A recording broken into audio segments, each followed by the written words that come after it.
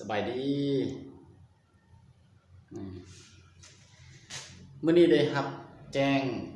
จากพนักงานไปรษณีย์เนาะบอกให้ไปเอารหัสกุลโก้นะกุลโก้ฝากรหัสมาเนาะ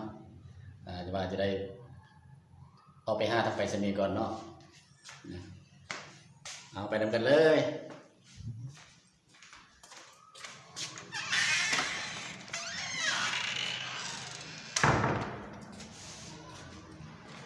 ไปเบิ่งว่ารหัส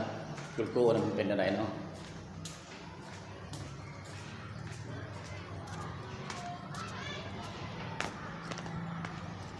สำหรับไปรษณีย์นี่มันคันเฮาบ่ได้ไปเอาเบอร์ไปฝากไว้นำพนักงานเขาเจ้าจะบ่โทรหาเนาะเพราะว่าอยู่ในซองรหัสนั้นมันจะบ่มีเบอร์ของเขาเนาะฉะนั้นพนักงานของเขาเจ้าจะบ่โทรหาฉะนั้นไม่ได้เฮาไปกวดเบิ่งว่ามันฮอดแล้วบ่ภายหลังที่เฮาสมัครเนาะภายหลังที่เฮาสมัครมาเนี่ยมันฮอดแล้วบ่หรือว่ายังบ่ทันฮอดต้องไปกวดเบิ่งกับเขาสิเราท่าให้กับเจ้าหันมาโทรมานี่ยากเนาะต้องได้ไปกวดนำทางไปรษณีย์ว่ารหัสของเขาหรือว่าจดหมายทางกุลโก้หันมาฮอดแล้วบ่เนาะเอาไปนำกันเนาะมาฮอด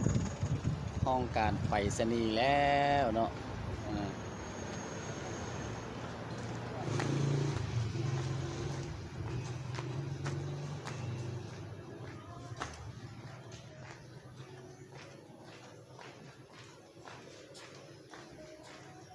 พนักงานนัดหมายเนี่ยอยู่บ่เนา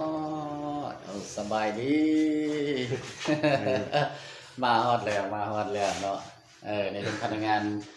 อยู่ทางไปรษณีย์แขวงอุดมไซนี่เนาะเป็นได้แจ้งมาโอ้มันนี่น้องๆหรือบรรดาท่านเนาะหมู่ครู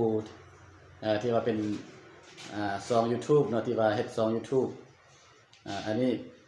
Google AdSense นี่สำคัญที่สุดเนาะคันเฮาบ่มีตัวนี้นี่หมายความว่าเฮาจะบ่ได้รับเงินเนาะจะมีเงินเป็นแสนเป็นล้านเนาะหรือว่าเท่าใดก็แล้วแต่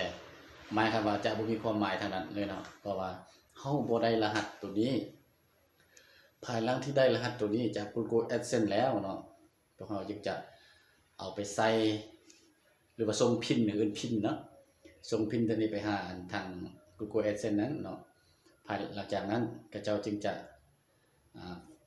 โอนเงินให้เฮาก็มี2วิธี1โอนทาง Western Union เนาะ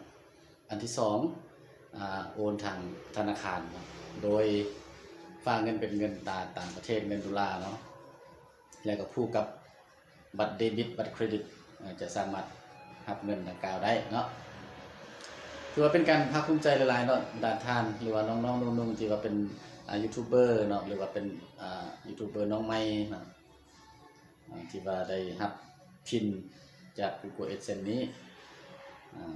จะเป็นอะไรนั้นเนาะจะเฮ็ดคลิปรายงานตื่นตามทีหลังเนาะขอบใจหลายใจ